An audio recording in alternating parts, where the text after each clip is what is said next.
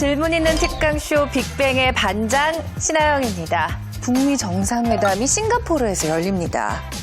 미국이 주장하는 북한 비핵화 로드맵의 구체적인 윤곽이 점점 드러나면서 전 세계의 이목이 이 북미 정상회담에 쏠리고 있습니다.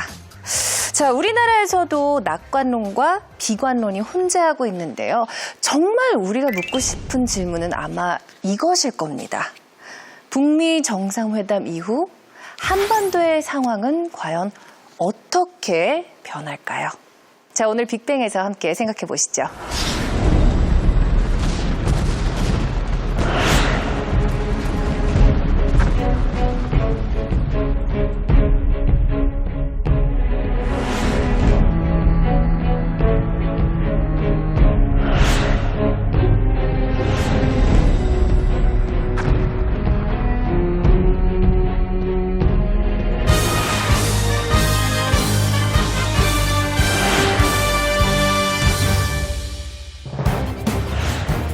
한반도에 더 이상 전쟁은 없을 것이며 종전선언과 평화협정을 통해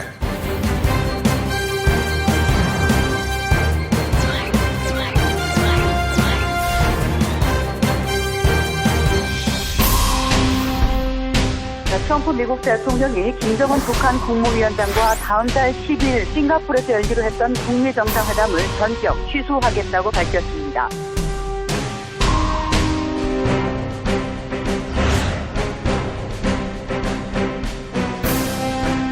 Moving along very nicely. So we're looking at June 12th in Singapore. That hasn't changed.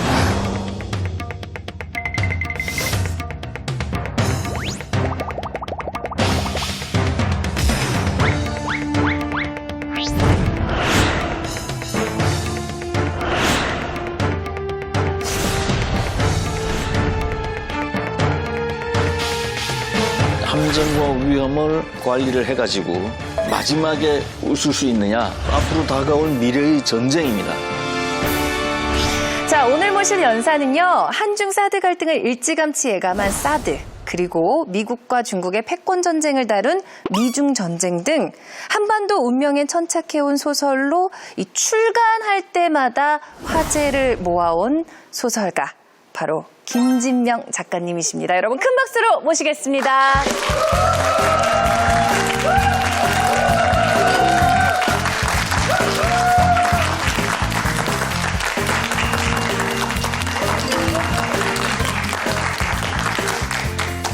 여러분 반갑습니다.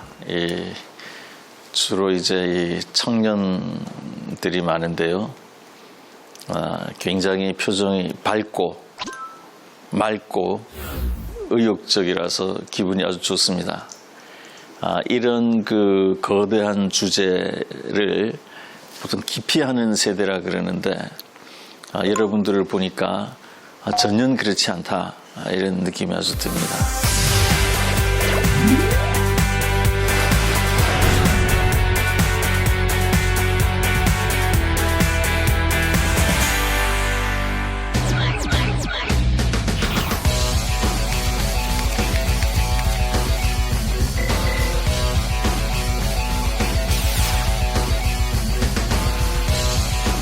사드 체계의 군사적 효용성을 극대화하고 최적의 배치 부지로서 경상북도 성주 지역을 건의하였고,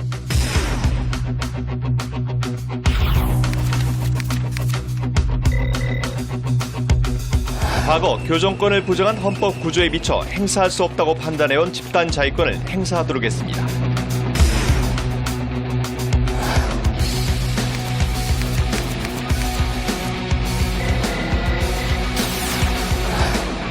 김정은 북한 국무위원장과 트럼프 미국 대통령의 역사적인 첫 북미 정상회담이 다음 달 12일 싱가포르에서 열립니다.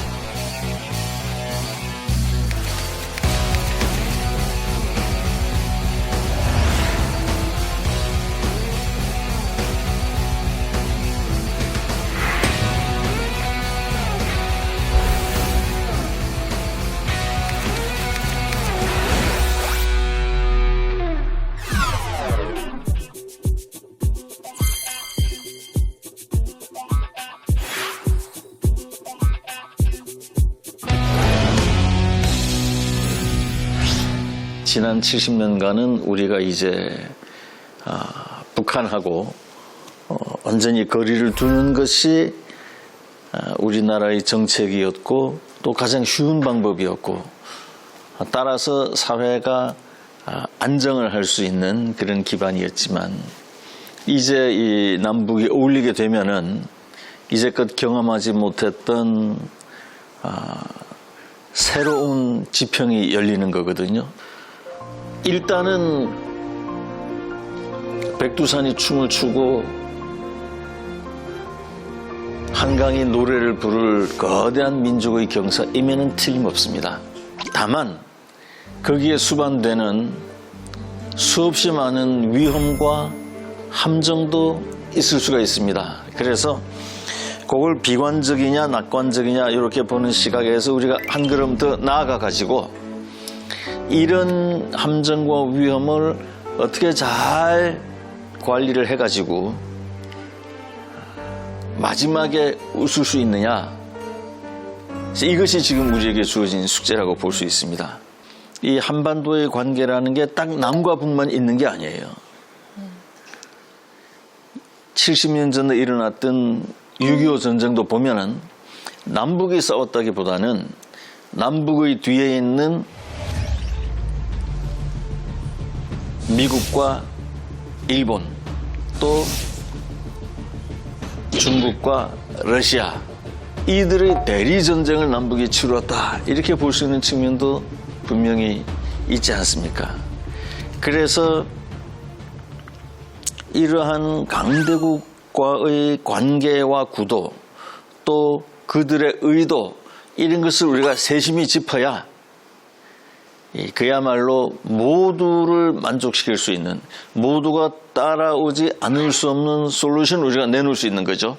근데 이 북한은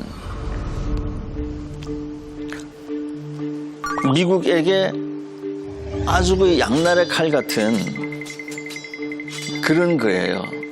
하나는 아까 이제 이 핵무기를 미국을 비롯한 몇 개국 5대 강국 말고 핵무기를 보유하게 되면은 미국의 군사력의 그 가치가 점점 떨어지겠죠. 뭐 개나 소나 다 핵무기 갖고 있으면은 미국의 군사력이라는 게 뭐 아무것도 아닌 게 되는 거예요. 그래서 미국은 다른 나라가 핵무기를 가지는 것을 아주 극도로 싫어하고 극도로 저지합니다. 또 한편 미국 입장에서는 계속 군비 증강을 하려면은 어떤 구실이 필요한 거예요. 세계가 뭐 온통 평화 묻으면은 미국 의회다 국민들이 다 군사비 뭐 온 세상이 평화로워 죽겠는데 도대체 왜 군사비 쓰냐 이렇게 되는 거죠. 그래서 미국은 이게 아주 아주 트러블을 일으키는 나라 이게 아주 필요해요. 깡패 나라가 필요하다는 얘기죠. 그러니까 이런 북한 같은 나라가 아주 필요한 거예요. 그래서 이제 이 북한 핵을 없애는 것도 하나의 목표이고 또 한편으로는 이 북한이라는 너무너무 훌륭한 도화선을 잃는 것에 대해서 그리 속이 편치 않은 측면이 또 있는 거예요. 그래서 미국이 앞으로 북한하고의 이 핵을 없애는 과정에 끝없이 인내하고 끝없이 선의적으로 끌고 갈 거다라고 생각하기 되게 어려워요. 트럼프가 이 김정은을 실컷 이용만 하고 자기 공적에 이제 북한으로 하여금 이렇게 변하게 다시 이용만 하고 속으로는 끊임없이 북한이 따라오지 못할 숙제를 자꾸 줘가지고 이를 망가뜨릴 가능성도 충분히 있는 거예요. 그게 이제 우리 이 남북 지금 이 핵 협상 또 핵 포기 또 남북 해빙 남북 밀월을 보고 있는 이 주변 나라들의 시각입니다. 트럼프 미국 대통령이 김정은 북한 국무위원장과 다음 달 10일 싱가포르에서 열기로 했던 북미 정상회담을 전격 취소하겠다고 밝혔습니다. 러시아를 공식 방문 중에 북미회담 취소 소식을 접한 아베 일본 총리는 안타깝지만 트럼프 대통령의 판단을 존중하고 지지한다고 밝혔습니다. 트럼프 미국 대통령이 6월 10일 싱가포르에서 북미 정상회담 개최가 바뀌지 않았다고 밝혔습니다. 또 북미 정상회담을 위한 논의가 아주 잘 진행돼 왔다고 말했습니다. 우리가 이걸 정확히 알아야 그 다음에 이제 그런 것들을 다 극복하고 그들로 하여금 따라오지 않을 수밖에 없는 솔루션을 내놓을 수 있는 거죠.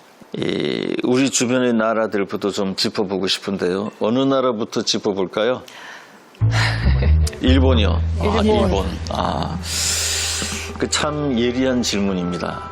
사실 일본은 우리에게 너무너무 불쾌한 나라죠. 아주 화가 나게 하는 나라입니다.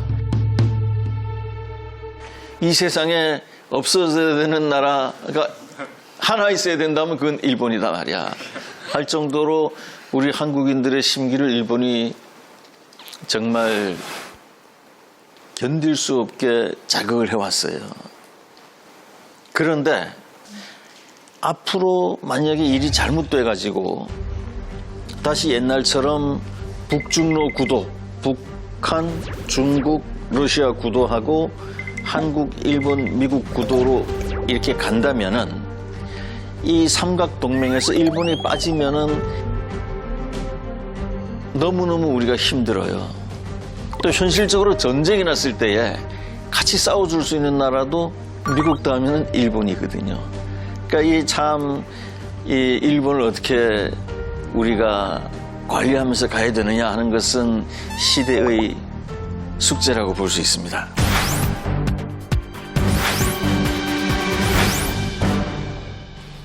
우리는 이 투 트랙을 해야 돼요.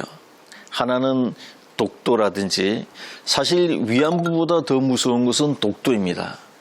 위안부는 이제 지나간 그 역사의 얘기고요. 독도는 앞으로 다가올 미래의 전쟁입니다. 이게 지금 독도하고 울릉도 사이에 금을 딱 그어가지고 그게 국경선이다 하고 초, 중, 고 대학생들한테 가르치거든요. 그러면은 그렇게 배우면은 어떻게 됩니까? 이 교과서는 절대적인 거라 모든 일본인들이 이제 독도는 우리 일본 것인데 한국인들이 불법 점거하고 있다. 그렇게 되면 그 다음 결과는 뭡니까? 탈환하러 가자, 찾으러 가자 이거거든요. 역사적으로 일본이 우리나라를 침략한 횟수는 전부 770회 정도 됩니다. 우리 한국이 일본을 침략한 횟수는 한 번도 없어요. 그러니까 이게 굉장히 같이 지내기가 힘든 나라이고 또 우리로도 좀 반성을 해봐야 돼요. 이웃한 두 나라 간에 한쪽이 한쪽을 770번 침공하는 동안 전혀 반격을 못했다 하면은 우리가 우리 정체성에 대해서 좀 진지하게 반성을 해야 된다. 그럼에도 불구하고 국가 간의 이 관계의 본질, 그 뼈대 그 자체는 일본과 우리가 동행을 해왔고 앞으로도 동행을 하는 것이 매우 중요하다. 우리가 지금 새로 이제 발걸음을 내딛지만 이게 꼭 성공한다는 보장도 없거든요. 그래서 주한미군이나 한미일 삼각동맹 같은 거는 함부로 깨는 게 아닙니다. 좀 더 우리 나가야 되는 거죠. 그래서 이 저펜 패싱은 우리가 빨리 시정을 해야 됩니다. 그래서 일본하고 같이 이 안보와 경제를 지난 60, 70년간 같이 해왔거든요. 한미일이. 미국과 의논하는 레벨로 일본하고도 의논하고 그래서 이 삼국이 같이 대처해 나가는 것이 아주 중요합니다. 이 남북이 가까워졌다 그래서 다 풀리는 게 아니에요. 이 지난 70년간 대립했던 북중로 구도와 한미일 구도의 대결은 아직도 지속되고 있고 더 큰 규모로 퍼져나갈 수도 있다. 당장 현재도 세상은 미국과 중국의 전쟁 모드거든요.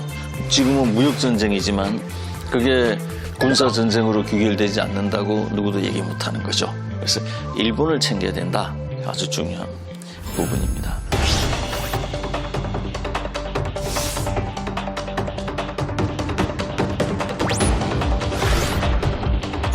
그야말로 이 괴물 같은 나라죠. 우리 한국이 이 거대한 경제 괴물 중국보다 월등 나은 게 있어요. 민주주의의 그게 중국의 가장 큰 약점입니다.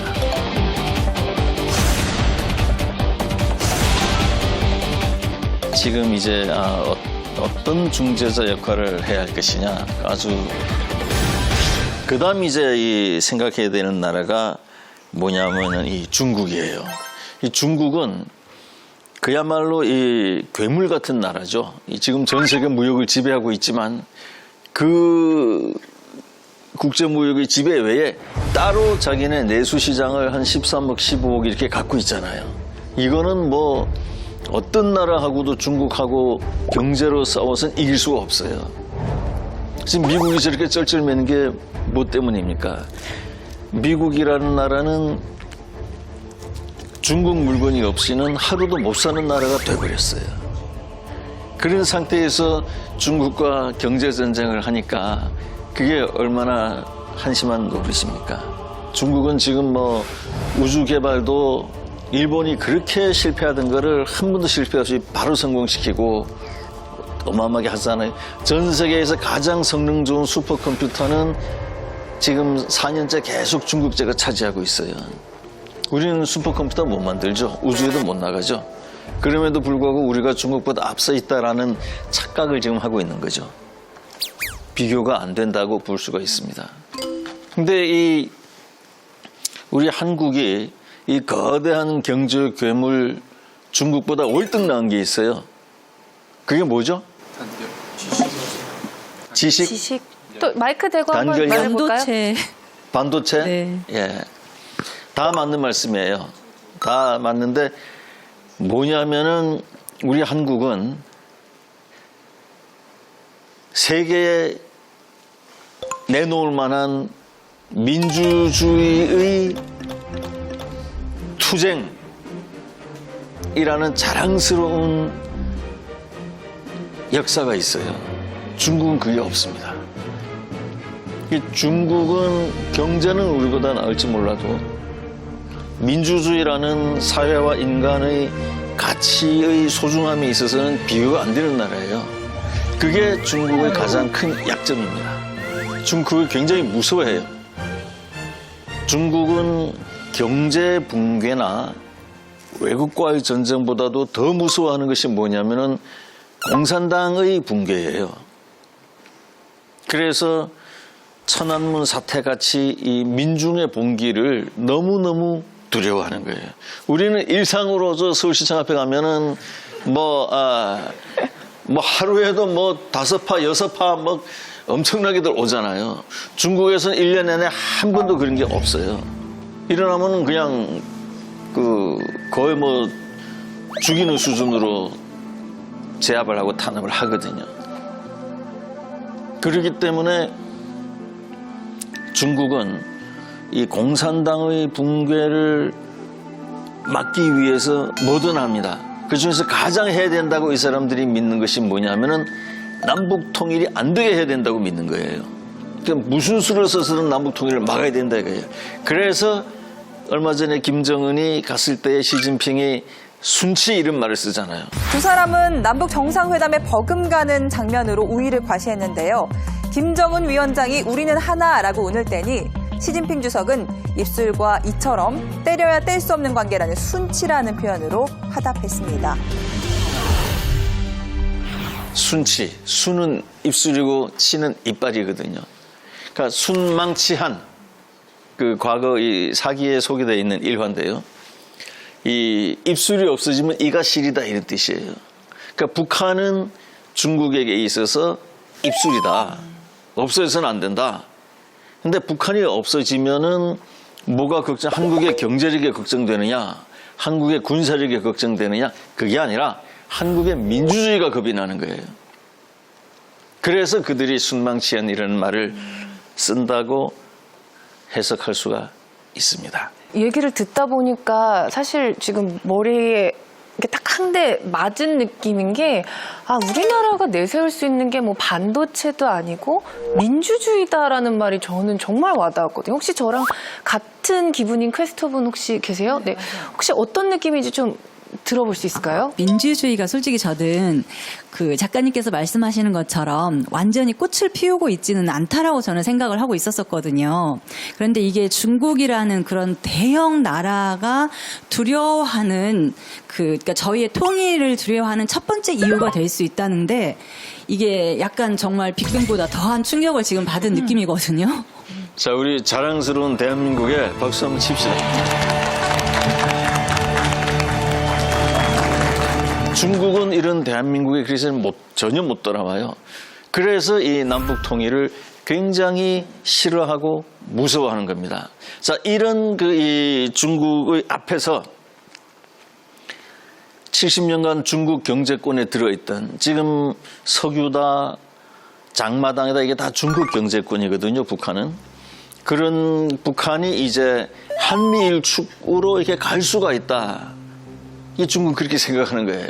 또 실제 이제 그런 현실적인 이제 여러 단계들이 지금 구상이 되고 있죠. 그러니까 이것이 우리 남북은 가까워지지만 그것이 오히려 중국의 더 큰 공포심을 유발할 수 있다 이렇게 보는 겁니다. 그러면 여기서 가장 중요한 점이 뭐냐?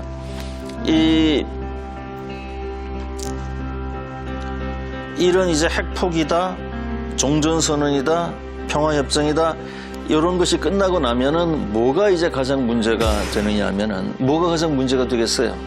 이념이 다른 거예요. 이념. 맞습니다. 그건 근본적으로 본질적으로 아주 큰 문제죠. 네. 또 뭐가 문제가 될까요? 강대국들 사이의 어떤 이권적인 문제. 네. 네, 맞습니다. 당연히 강대국이 조선이 개방하면서부터 1776년 강화도 조약 이후부터 이 한반도는 강대국들의 이권의 투쟁장이 되어왔던 거죠. 자, 뭐가 가장 큰 문제가 되느냐? 이 핵 포기를 하고 종전협정을 하게 되면 그 다음에는 이제 이 문제는 경제죠. 북한의 경제 프레임이 어떻게 짜여지느냐가 굉장히 중요한 겁니다. 북한은 이제까지는 개방을 안 했으니까 자기네 독자적으로 그게 경제가 황폐화됐든 피폐화됐든 어찌됐든 자기네 망만 가지고 있었거든요. 근데 이제 북한이 전 세계에 대해서 요구하는 건 뭡니까? 이 대가로 경제를 달라 이거거든요. 그럼 그 경제라는 거는 경제 프레임이라는 게 있잖아요. 이게 이제 경제 구조가 어떻게 짜이느냐가 굉장히 중요해요. 이 경제 프레임을 놓고 이제 그야말로 진짜 무서운 싸움이 벌어지는데 그 승자는 누가 되느냐? 그것은 100% 중국이 되게 되어 있습니다. 왜냐하면은 북한이 개방이 된다 해서 우리 기업들이 거기 마구 투자로 올라간다는 것은 생각하기가 쉽지가 않습니다. 왜냐하면은 북한이라는 데는 아직도 변수가 너무나 많고 기업 입장에서 보면 굉장히 위험한 거예요. 그래서 이 상황을 우리가 그런 깊은 것까지 잘 연구해서 지금 같이 해들어가지 않으면, 즉 단계적으로 한다, 이것은 큰일 나는 거예요. 단계적으로 한다는 거는 그냥 중국한테 들이다 미는 거예요. 기본적으로 이것을 북한의 경제 프레임을 어떻게 짜야 되겠다 하는 것이 핵 포기 전 단계에서부터 같이 의논이 되고 같이 연구가 되고 같이 결의가 돼야 북한이 중국의 품으로 들어가 버리는 것을 막을 수가 있다. 이런 거. 네. 자, 저희가 많은 이야기를 들었는데 좀 무거운 주제들이 많았습니다. 뉴스에서 듣는 키워드 있잖아요. 그 키워드들에 대해서 조금 더 새로운 시각을 갖게 된 계기가 될 수도 있고요. 아니면은 작가님의 의견과 동의를 안 하실 수도 있을 것 같습니다. 여러분 질문을 통해서 한번 풀어보는 시간을 갖도록 하겠습니다. 퀘스터 여러분들 질문 키워드 준비해 주세요. I feel obliged to take maybe one question from the Korean press, since you guys have been such excellent hosts. Anybody?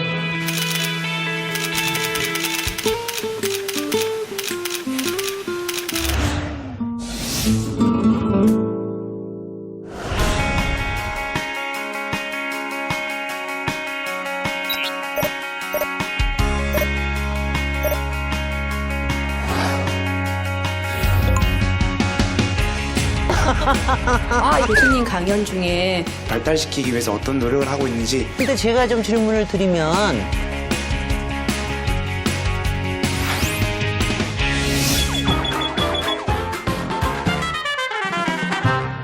북한 뉴스 같은데 보면 되게 자주 뭐 보잘것없는 뭐 열도를 지옥의 불바다로 만들어야 한다 이런 말이 자주 나오잖아요. 예. 그런 식으로 북한과 일본 간의 사이가 좀 안 좋은 것 같고 그런 태도를 보이고 있는데 어떻게 이 관계를 풀어가야 할지 궁금합니다. 예.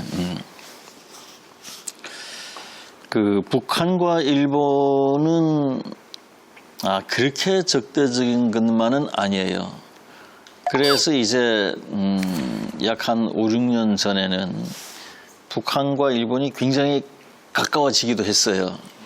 그래서 우리 보면은 원산 특구라는 말 혹시 들어봤는지 모르겠는데 원산에 이제 자유경제 지역을 만든다 이거예요. 그럼 그 원산은 어느 나라를 위한 것이냐? 남북 간에는 개성공단이 있으면 되고요. 중국과 북한 사이에는 신의주 이런 데가 있으면 되거든요. 원산은 일본을 위한 자유지역이었어요.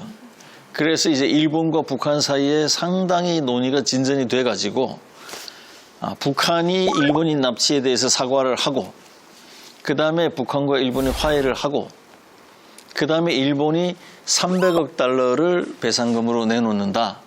그 돈은 일부 현금, 나머지는 이제 이 경제 인프라 구축에 이제 쏟는다. 이게 구체적인 논의까지 됐었거든요. 근데 그걸 딱 가로막은 나라가 있어요. 그 나라가 뭐냐면은 미국과 한국입니다. 그래서 우리가 일본과 북한의 관계 이것도 과거에는 우리가 부정적인 시각으로 봤지만 앞으로는 긍정적으로 보지만 우리가 액티브하게 같이 끌어나가는 그런 역할을 하는 것이 아주 중요해요. 겉으로는 이해관계가 떨어지는데 속으로는 지금 다 다른 꿈을 꾸고 있는 거잖아요. 근데 그중에서 진짜 진정한 평화를 원하는 건 저희 한국밖에 없다고 생각을 하고 있거든요, 지금. 근데 이런 상황 속에서 그 이해관계를 좀 좁혀서 우리에게 평화가 조금 찾아오기 위해서는 우리가 어떤 중재자 역할을 해야 되는지가 좀 궁금합니다. 아주 좋은 질문입니다. 이게 지금까지 우리가 어떤 문제가 있다라는 얘기만 했지 과연 어떤 해결책이 있느냐 이제 이 얘기는 아직 안 했던 건데 지금 이제 어떤 중재자 역할을 해야 할 것이냐 아주 중요한 얘기인데요. 미국은 우리 한국처럼 그렇게 절실한 관심이 없어요, 북한에 대해서. 사실 미국의 진심은 북한이 계속 트러블거리로 좀 남아있었으면 좋겠다 이런 면도 사실은 있을 거예요. 북한은 이제 워낙 지금 자칫하면은 핵무기라는 것은 정권 유지를 위한 수단이지 그게 최종 목적은 아니거든요. 미국이란 나라는 아무도 예상하지 못할 때 그냥 스트라이킹을 때리는 게 아주 주특기잖아요. 둘이 서로 그냥 뛰어가서 확 끌어안는 상황으로 만들어주면 최고의 중재가 될 수가 있죠. 미국은 중국과의 죽고 사는 대결을 하지만 중국 물건 없이는 하루도 못 사는 나라가 돼버린 거예요. 그게 미국의 이제 구조적 모순이죠. 그러면은 거기서 이제 책략을 하나 우리가 아주 거대한 책략을 생각해낼 수가 있는데요. 북한은 보면은 상당히 이 노동의 질이 높습니다. 우리 한국은 경험이 있고 전 세계 시장을 개척한 경험이 있잖아요. 그리고 자본이 있고 기술이 있잖아요. 그러니까 한국의 경험과 자본과 기술과 북한의 노동력이 만나면 중국 대신에 미국의 어마어마한 물량을 질이나 양이 모자라지 않게 공급을 할 수 있는 거예요. 우리 남한이 북한하고 해가지고 수출을 하게 되면은 미국이 필요로 하는 그 어마어마한 생필품들을 다 하고도 남거든요. 그 대신 자 그럼 트럼프가 이럴 거 아니에요. 야 중국 놈들이 도둑질 해가던 거를 이제 너희 조선 놈들이 도둑질 해가겠다는 거냐 그렇게 나올 거 아니에요. 그럼에도 불구하고 중국으로부터 적국으로부터 그걸 다 사지 않아도 된다. 적국에게 어마어마한 달러를 넘겨주지 않아도 된다 하는 것만으로도 큰 매력인데 우리는 거기다가 더한 오퍼를 할 수 있죠. 어떻게 할 수 있냐면은 북한이 미국에 수출하는 물건에서 나오는 모든 흑자는 오히려 너희 미국 물건을 다 사주겠다. 그렇게 제안을 할 수 있는 거예요. 북한은 미국에다가 소비재를 공급하고 생산재를 사오면 되거든요. 그걸 똑같이 맞추면 돼요. 그러기 위해서 미국과 북한 간에는 관세 동맹을 체결하면 되는 거예요. 관세 동맹이라는 거는 우리 두 나라가 주고받는 물건은 관세를 아무것도 안 붙인다.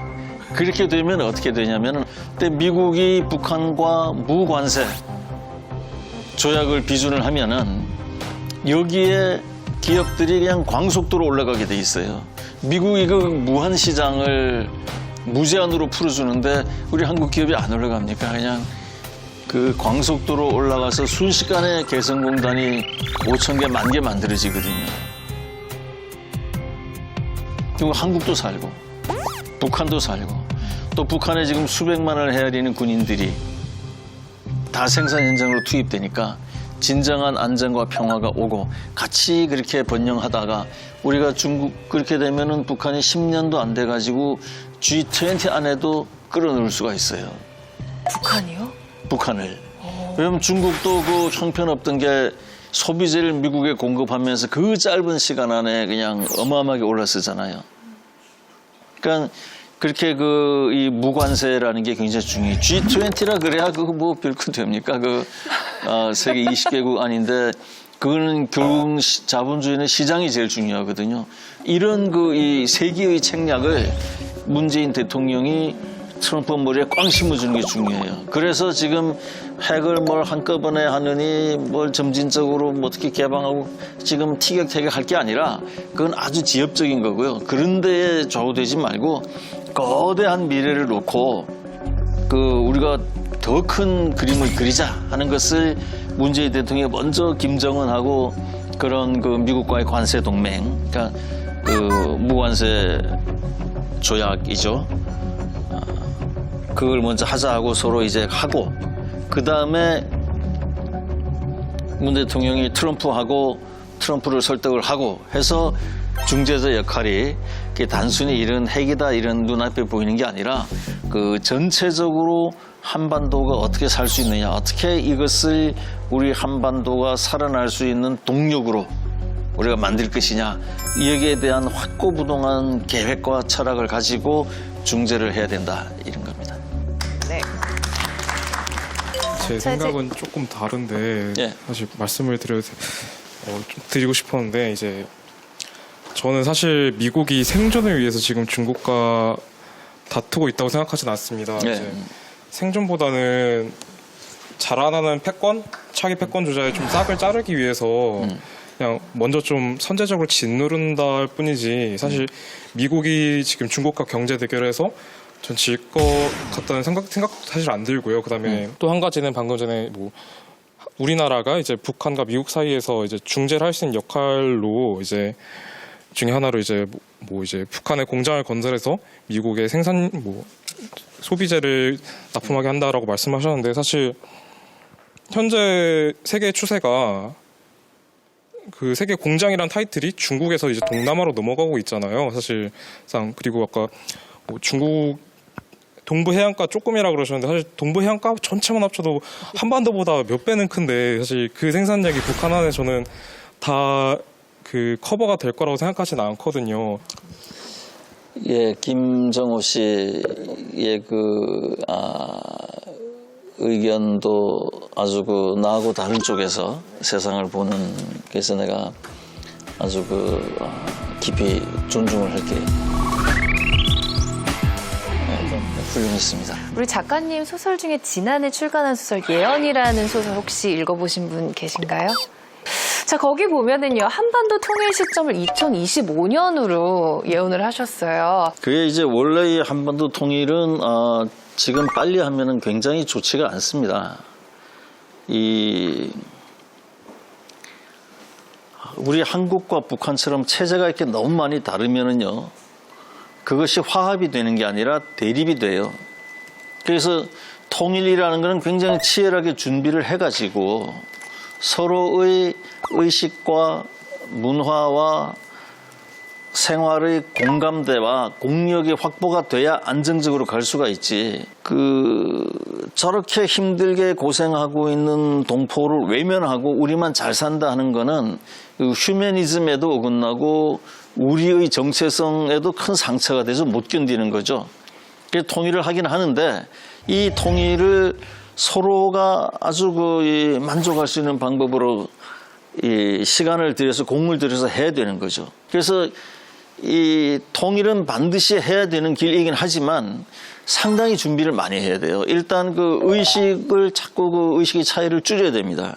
일단 그 차이를 줄이는 거에 있어서 일단은 제가 생각하기에는 남한 내부에 있는 그런 균열들에 대한 조율이 먼저 필요하다고 생각을 했어요. 이거를 해소하기 위한 방법으로 뭐가 있을지 좀 질문 드리고 싶었습니다.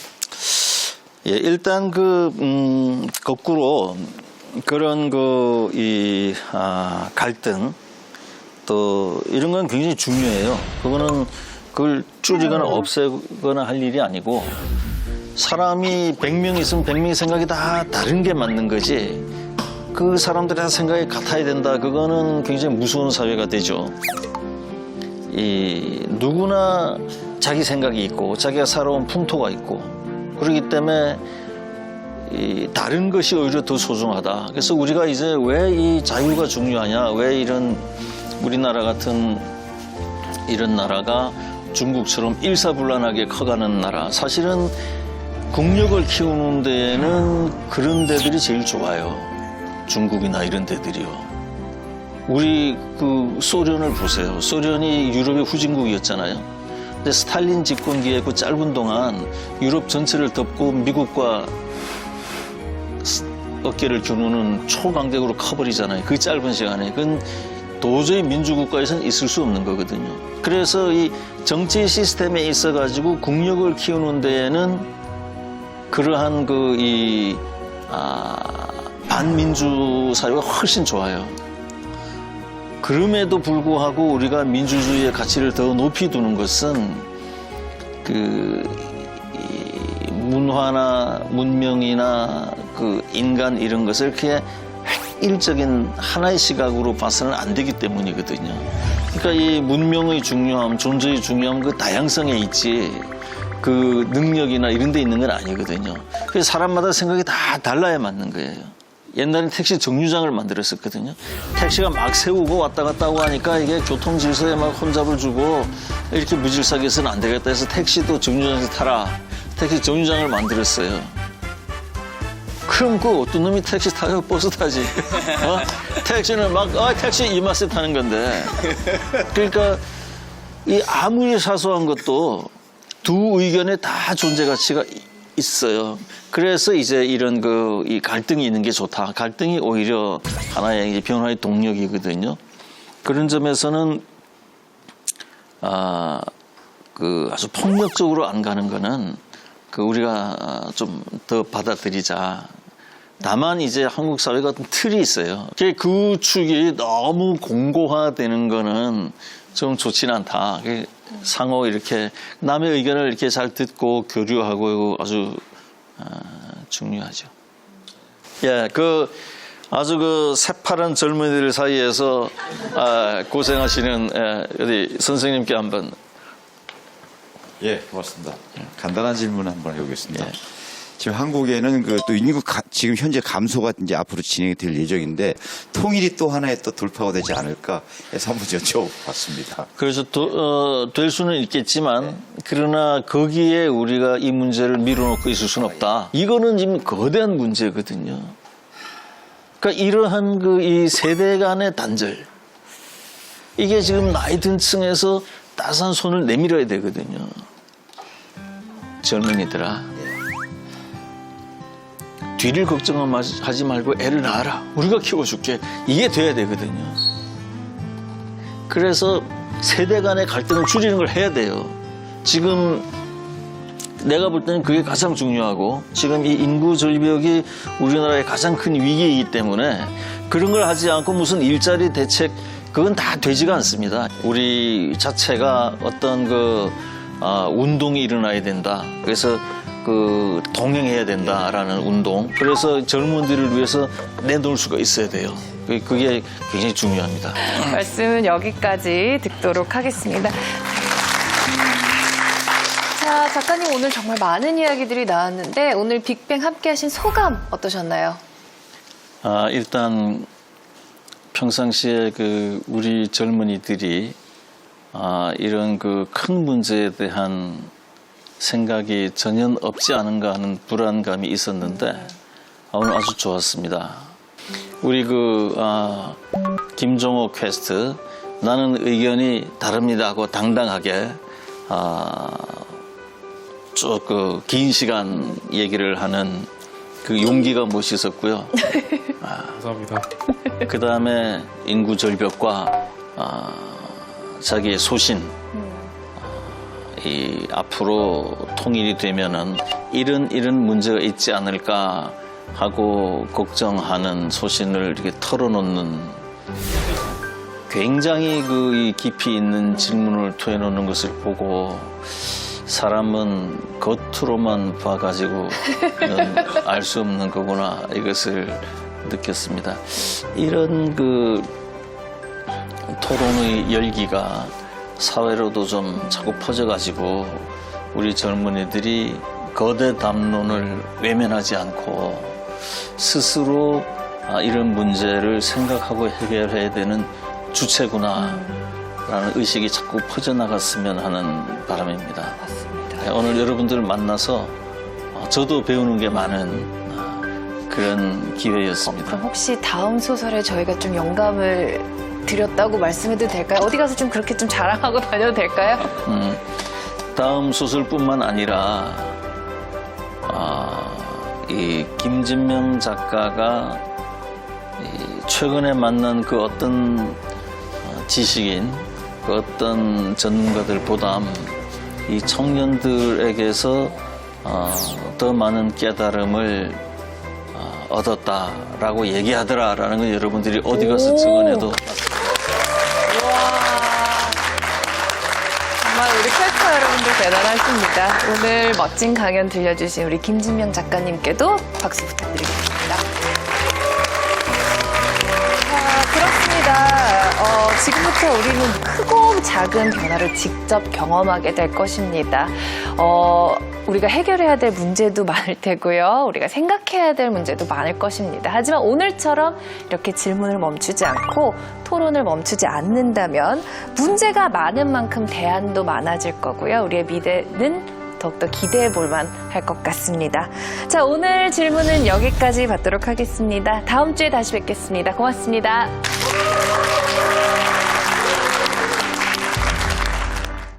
자, 8,350원이 이제 확정된 내년도 최저임금입니다. 최저임금이 시급 8,350원으로 확정됐습니다. 최저임금이라는 건 사실 긴급 제도예요. 웬만큼 주면은 사실 최저임금 필요가 없거든요. 그러니까 앞으로도 최저임금은 계속 논란이 될 건데 최저임금 없앨까 그러면은 그냥 다 열정 회의하고 알바 나오지 말래요. 알바 잘리면 진짜 사장님 나빠야 하는. 지금 이제 문제가 되는 거는 속도와 보완제로 갈 수 있어요. 최저임금은 실패한 적이 거의 없는 제도예요.